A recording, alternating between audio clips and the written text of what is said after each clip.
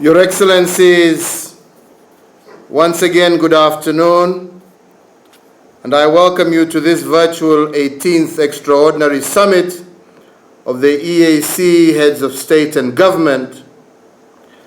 And before I call upon the summit, we call it to order.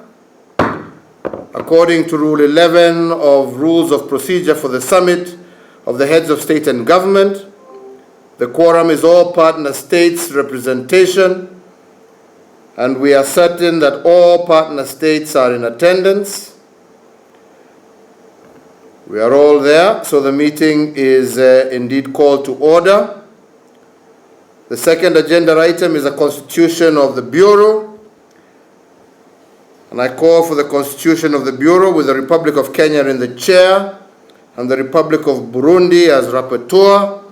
And indeed, we note that the Bureau is also duly constituted.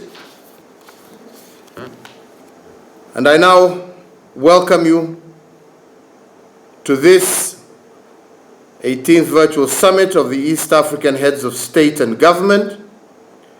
And Your Excellencies, allow me to present my welcoming statement now.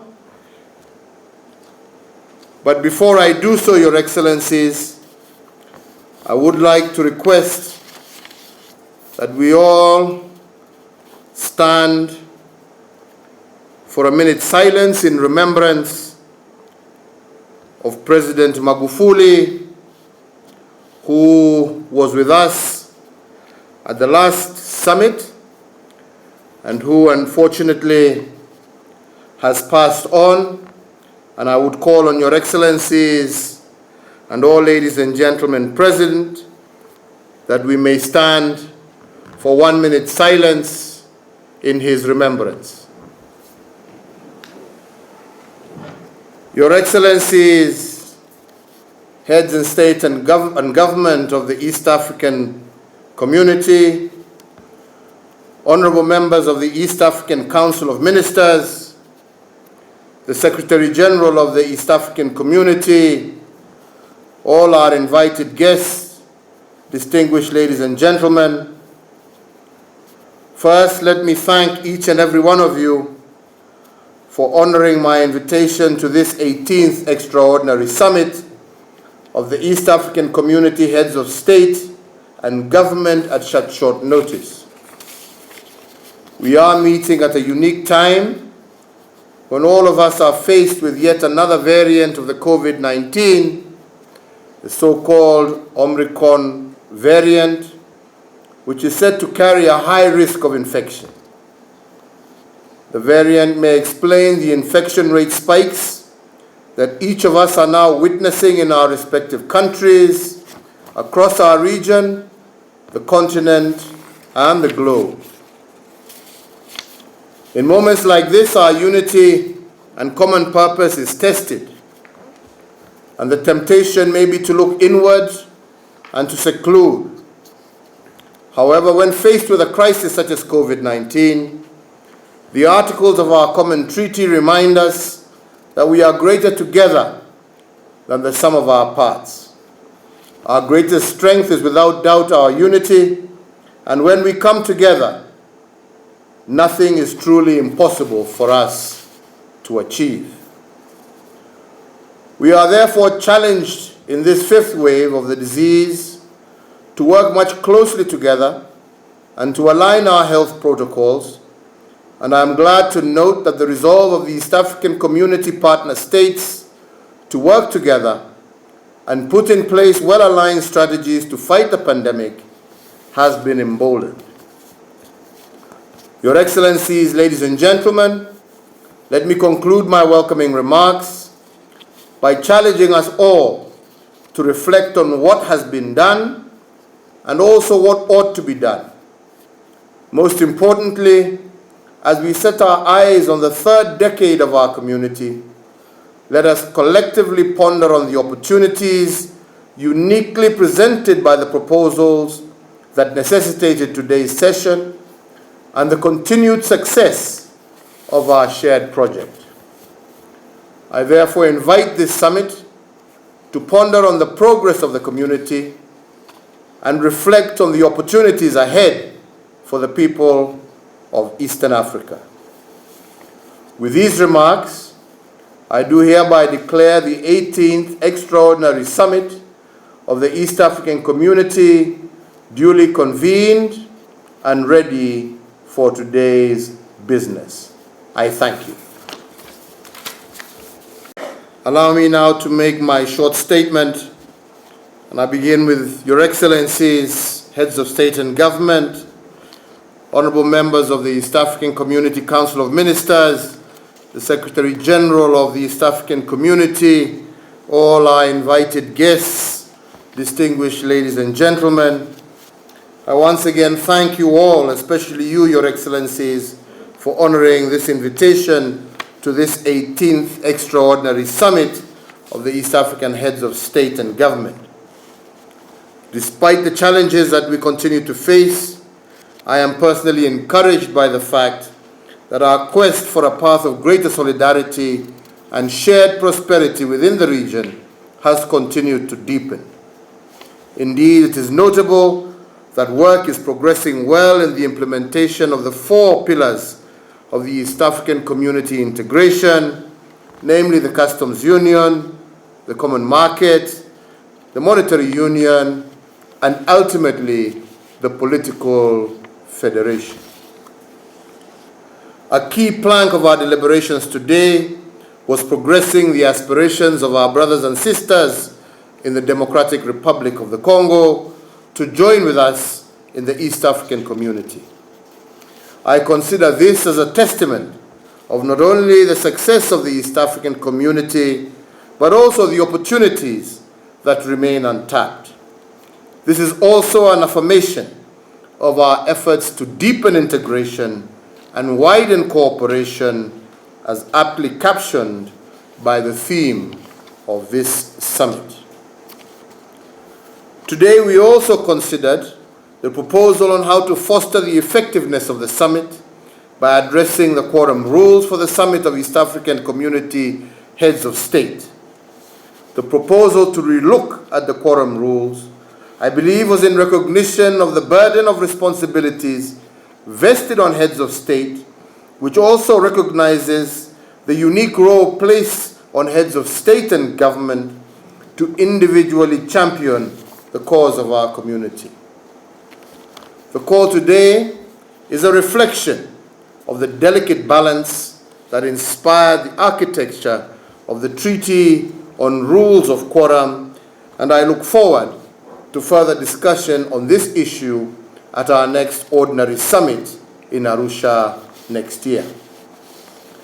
Your Excellencies, the Treaty for the Establishment of the East African Community also recognizes the pivotal role played by the private sector in the integration process, and I commend the business community for the role it has continued to play in furthering our integration. Moving forward as governments, we commit to facilitate the exploits of our enterprises by improving the business environment in our respective nations, as well as coordinating a more uniform and more conducive intra-Africa, East African community and trade environment. We do this well aware that in the revival of the East African community, our citizens aspired for, firstly, a powerful economic bloc capable of negotiating beneficial pacts with the rest of the world using collective bargaining power. Secondly, expanding markets that increasingly continues to create opportunities for trade and investment. Thirdly, an enhanced welfare situation for the people through the improvement of delivery of essential services and the eradication of poverty. And fourthly, an excellent stewardship over the natural and common resources of our region, such as Lake Victoria. And lastly, a community with an environment of peace and security within our community, with our community playing a leading role in conflict prevention, resolution, management in the region, the continent, and globally. Your Excellencies, despite the many achievements of our community, more work still remains to be done, and it is therefore imperative that all stakeholders combine their efforts in overseeing the realization of the objectives of the treaty and furthering the East African dream. As I conclude, Your Excellencies, let me take this opportunity to commend the Council of Ministers for their dedication and the good work that they have done in the furtherance of the integration process. And I further commend the East African community organs and institutions and the entire staff of the community for their commitment to our cause. Finally, I reaffirm the commitment of the summit to the East African community integration process. We are certainly sure that this is an effective vehicle for the economic development and prosperity of the people of East Africa. We therefore continue to prioritize the community agenda at both national and regional levels. I conclude, Your Excellencies, by taking this opportunity to wish each and every one of you, and indeed all the peoples of East Africa, a very Merry Christmas and a prosperous 2022. Thank you, and God bless you all, and God continue blessing our community. I thank you. I now take this opportunity to ask our Secretary General, and I don't know whether Your Excellencies will agree with me, but in our closed session, the Secretary General has taken us through the communique, whether Your Excellencies will wish for it to be read further, or whether we can allow the Secretary General to proceed and release in accordance with what we agreed in our closed session. I don't know whether that will be fine, or you would require him to read it again.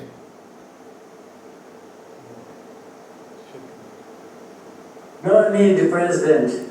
We have had it, and we can allow the Secretary General to release it, since he has already read it out to us.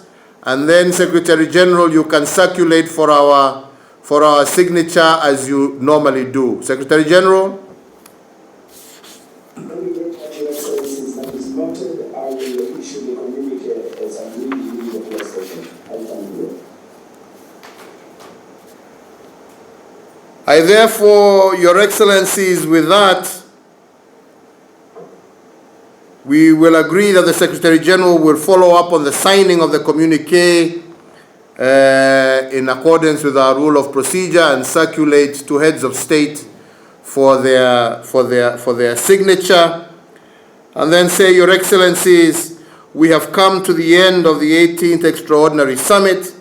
I thank each and every one of you for attending, and wish you once again season's greetings and a happy and prosperous New Year to all of you, and indeed to all people of East Africa, and God's blessings to you during this particular season, as we continue to urge each other to stay safe despite our pandemic, but to also be people of one region working together to resolve our problems. And I thank you very, very much.